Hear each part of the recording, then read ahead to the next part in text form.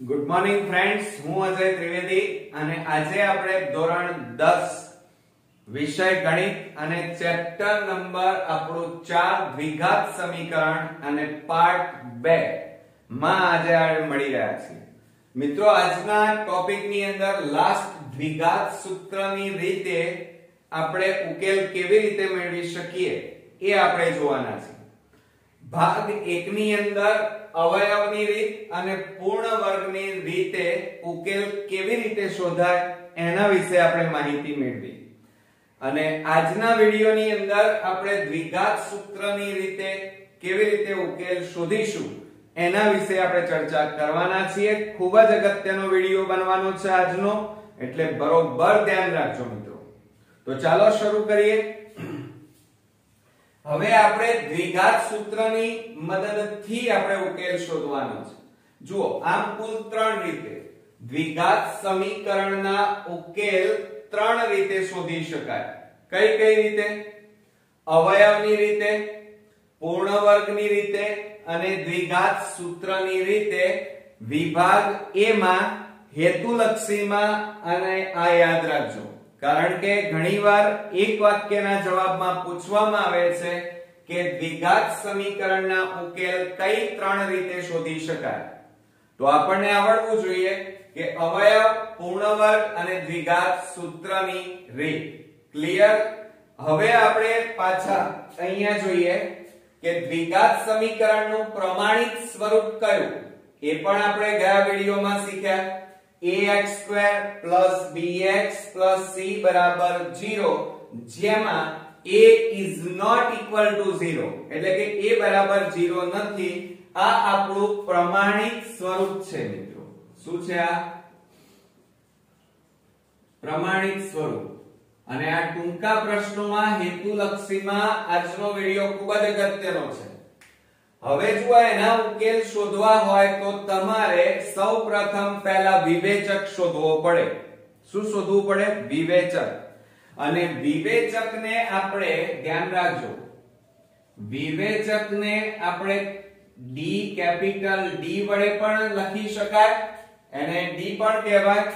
અને D ન લખવું હોય તો વિવેચકને આપણે ડેલ્ટા વડે આ રીતે પણ આપણે લખી શકીએ. ત્રિકોણાકાર, આને ડેલ્ટા કહેવાય. શું કહેવાય? અને આને કેપિટલ D. ક્લિયર? હવે આ વિવેચક D નું સૂત્ર તમને આવડતું હોવું જોઈએ. b² - 4ac. યાદ રાખજો, કયું સૂત્ર છે? કેપિટલ D એ વિવેચક બરાબર b² - 4ac. હવે તમને એમ થાય કે સર a અને c ક્યાંથી લાવીએ, b ક્યાંથી લાવીએ?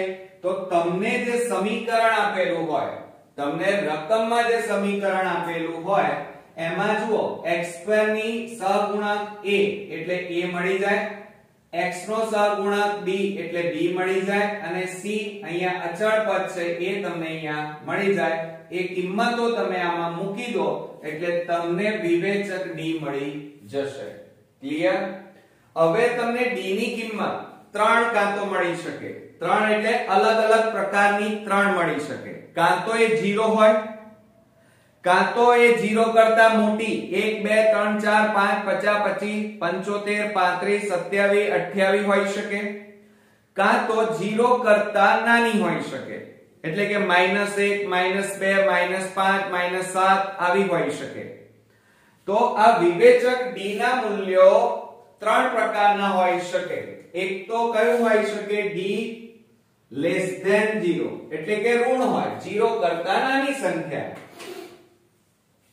એટલે કે d નું મૂલ્ય, d ની કિંમત 0 કરતા નાની હોય. અને જો 0 કરતા નાની એટલે -2 -5 -7 -25 એવી મળે.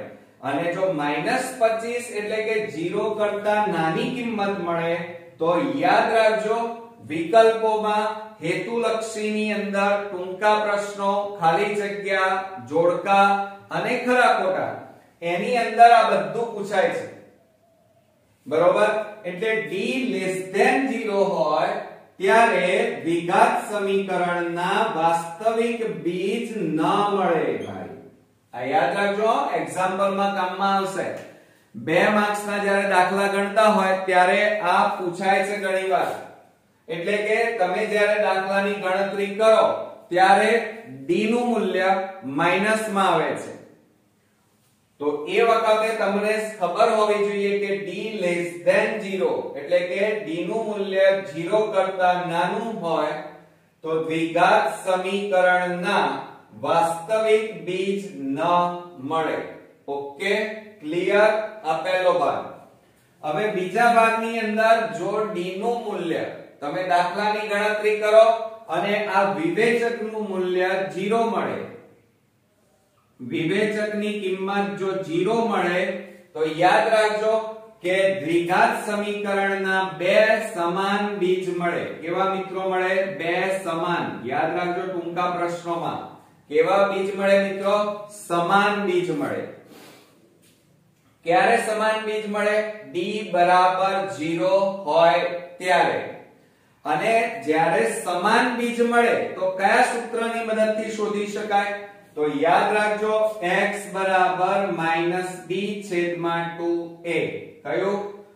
x બરાબર -b છેદમાં 2a. b છે એ તો આપણને અહીંયા ઓલરેડી મળી ગયો, પછી a તો a પણ અહીંયાથી મળી જાય. બરોબર, ક્લિયર? એટલે આ સૂત્રની મદદથી શોધી શકાય. મોસ્ટ ઇમ્પોર્ટન્ટ યાદ રાખજો. હવે વિવેચક d નું મૂલ્ય જો 0 કરતા મોટું મળે એટલે કે d ની કિંમત 0 કરતા મોટી મળે, 1 2 4 10 25 27 75 આવી મળે, એટલે કે d ગ્રેટર ધેન 0 મળે.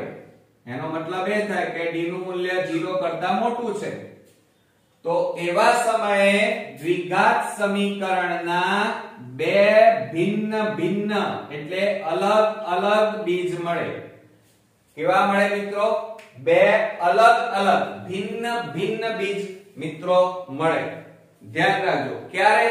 કે જ્યારે d ગ્રેટર ધેન 0 હોય ત્યારે, 0 કરતા મોટું મૂલ્ય d નું હોય ત્યારે. તો હવે 2 અલગ અલગ બીજ મળે તો કયા સૂત્રની મદદથી શોધી શકાય? તો સૂત્રો યાદ રાખજો. શું સૂત્ર યાદ રાખવાનું? x બરાબર -b પ્લસ વર્ગમૂળમાં d, d એટલે વિવેચક, અને ભાગ્યા 2a. ક્લિયર? અને એ જ રીતે બીજું સૂત્ર મળશે x બરાબર -b માઈનસ વર્ગમૂળમાં d છેદમાં 2a. આ બંને સૂત્રો સરખા જ છે, ખાલી ફેર શું છે? અહીંયા પ્લસ છે, અહીંયા શું છે? માઈનસ. બાકી બધું સેમ. બરોબર, જોયું તમે? હવે જુઓ, તમને એમ થાય કે સર b ક્યાંથી મળશે? તો આ b તમને જુઓ સમીકરણ તમને આપેલું હોય ત્યાંથી મળી જાય, a પણ અહીંયાથી મળશે. અને d, તો d તમે આ સૂત્ર વિવેચક b² - 4ac ની મદદથી શોધી કાઢશો. એનો જે જવાબ આવે એ અહીંયા તમારે મૂકવાનો. ક્લિયર?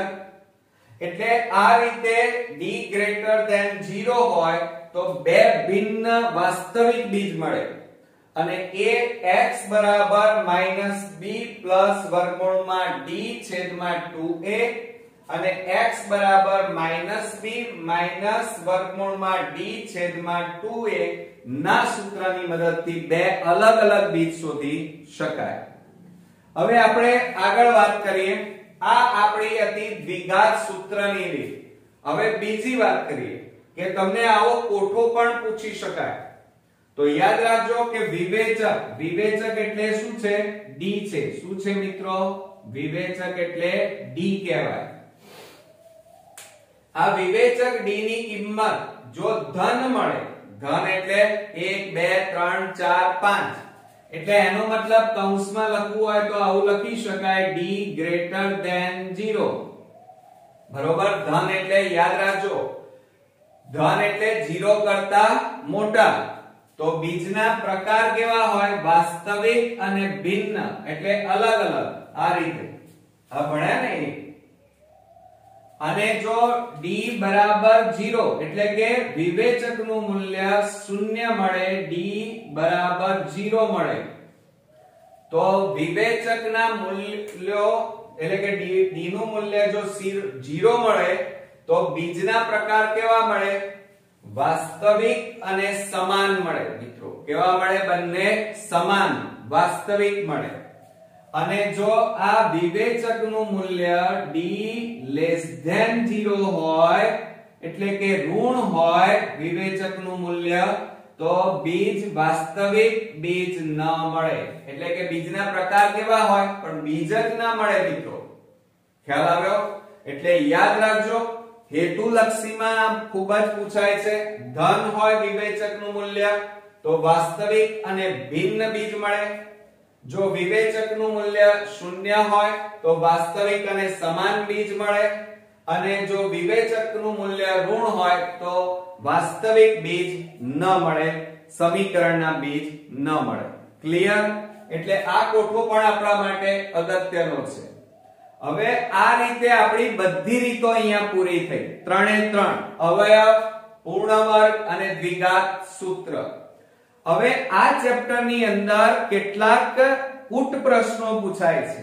હવે આ કૂટ પ્રશ્નોની અંદર 3 અગત્યના સૂત્રો તમારે યાદ રાખવાના છે. જો કે તમને આવડે છે કારણ કે 7મા 8મા માં ભણી ગયા છો, પણ તેમ છતાં આપણે રિપીટ કરી લેવા પડે કારણ કે અત્યારે 10મા માં આવડવા જરૂરી છે. અને એ છે લંબચોરસની પરિમિતિ બરાબર 2 ગુણ્યા કૌંસમાં લંબાઈ વત્તા પહોળાઈ. એક આ આવશે. આના ઉપરથી કૂટ પ્રશ્નો પૂછાય છે.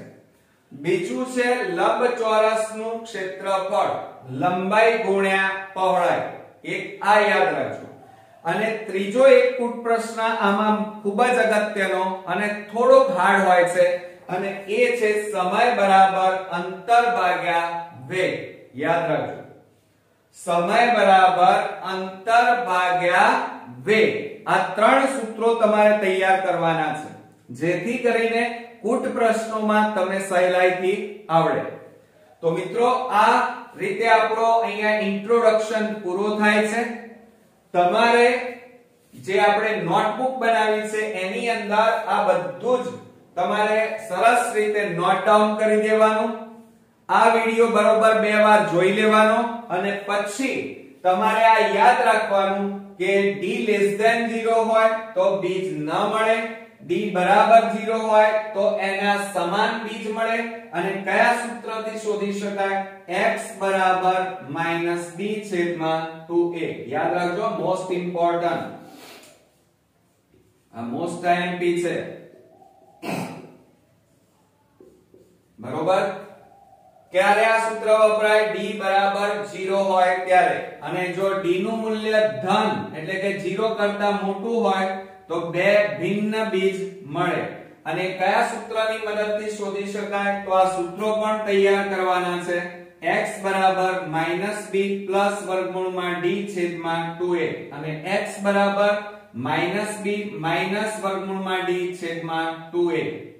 અને d નું સૂત્ર કયું? વિવેચકનું b² - 4ac.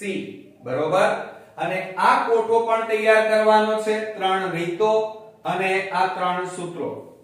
મને ચોક્કસ ખાતરી છે કે તમે બરોબર તૈયાર કરતા હશો. નોટબુક એટલે કે મટીરીયલ પણ સરસ રીતે બનાવતા હશો અને વિડિયો પણ ધ્યાનથી 2 વાર જોઈ અને તૈયાર કરતા હશો. તો હવે નેક્સ્ટ વિડિયોની અંદર ટેક્સ્ટ બુકના બધા એક્ઝામ્પલ અને ઉદાહરણ હું તમને એકદમ ઈઝી અને સરળ મેથડથી શીખવાડીશ જેથી કરીને આ ચેપ્ટરના બધા જ માર્ક્સ એટલે કે 6 એ 6 માર્ક્સ આપણે મિત્રો મેળવી શકીએ. અને ઇન્ટ્રોડક્શન માંથી તો 1 માર્ક્સ તો આપણે મેળવી જ લીધો છે. જો તમે આટલું ભાગ 1 અને ભાગ 2 તૈયાર કરેલો હશે તો તમારે બીજી કોઈ તૈયારી કરવાની જરૂર નથી. આ 1 માર્ક્સ તો અત્યારે આવી જ ગયો. હવે આપણે મેળવવાના કેટલા છે? 3 ના 2 5. તો નેક્સ્ટ વિડિયોમાં હું તમને બધા જ એક્ઝામ્પલ ક્રમશઃ શીખવાડીશ અને તમને આવડશે પણ ખરા. તો ફરી મળીએ, ત્યાં સુધી ગુડ નાઈટ મિત્રો.